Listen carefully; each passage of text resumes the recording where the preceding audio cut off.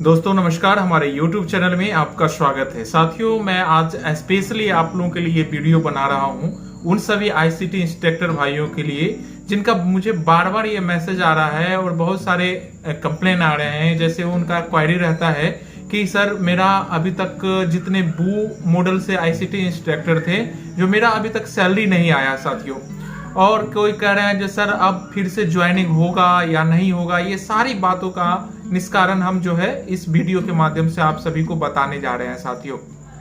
इससे पहले यदि आप हमारे YouTube चैनल पे नए हैं तो इस चैनल को सब्सक्राइब अवश्य कर लीजिएगा ताकि इस तरह के वीडियो आपको मिलते रहे और जानकारियां मिलते रहे शिक्षा विभाग से संबंधित साथियों। तो मैं अभी जो बात करने जा रहा हूं इसमें 2-3 मुद्दे होंगे। जैसे कि बहुत सारे आईसीटी इंस्ट्रक्टर भाइयों का जो सैलरी नहीं मिल पाया, जो बू मॉडल से हैं, और हमारे बिहार में जो 38 जिले हैं, 38 जिले में सभी जिले में सभी प्रखंड में बू मॉडल से कंप्यूटर आईसीटी लैब स्थापित किया गया था और वहां आईसीटी इंस्ट्रक्टर को रखा गया था। लेकिन बहुत सारे आईसीटी इंस्ट्रक्टर को शिक्षा विभाग से एक ऐसा लेटर जारी होता है जिसमें सभी आईसीटी इंस्ट्रक्टर जो बू मॉडल से हैं सभी को हटा दिया गया। बहुत सारे आईसीटी इंस्ट्रक्टर अभी भी वैसे हैं जो काम कर रहे हैं बू मॉडल में, और वही जो जहां पर अभी कंप्यूटर शिक्षक नहीं आए हैं वहां पर बहुत सारे इंस्ट्रक्टर अभी भी कार्यरत हैं। तो साथियों, जो 6 महीना, 7 महीना, 8 महीना, 9 महीना से काम किया जिन्होंने, उनको काम पर से तो हटा दिया गया लेकिन सैलरी नहीं मिला। इसका क्या?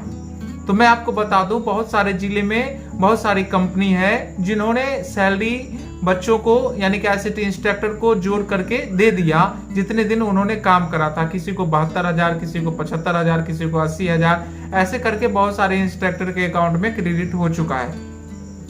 यदि आपको अभी तक सैलरी नहीं मिला है तो आप अपने कंपनी से कांटेक्ट कीजिए, जिस कंपनी से तहत आप जिस जिला में काम कर रहे थे आईसीटी इंस्ट्रक्टर के रूप में, वहां के आप अपने कंपनी वेंडर से संपर्क कर सकते हैं, या फिर आपके जो डीसी होते हैं, डिस्ट्रिक्ट कोऑर्डिनेटर, उनसे आप संपर्क स्थापित कीजिए और उनसे बात कीजिए जो आपने जो काम किया था उनका सैलरी का क्या प्रोसेस चल रहा है और क्या हो रहा है, क्योंकि बहुत सारे समय बीत चुके हैं।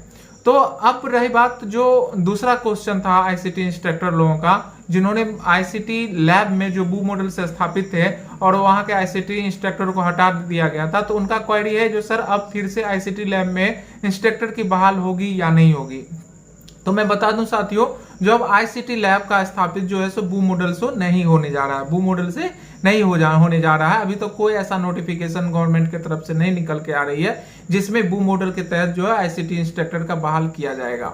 दूसरी चीज, जो आईसीटी लैब यदि बूट मॉडल से आता है तो बूट मॉडल के तहत अगर कहीं आईसीटी लैब का स्थापित किया जाता है तो वहां पर आईसीटी इंस्ट्रक्टर का हो सके तो वहां पर सिलेक्शन किया जा सकता है, वहां पर सिलेक्शन किया जाएगा।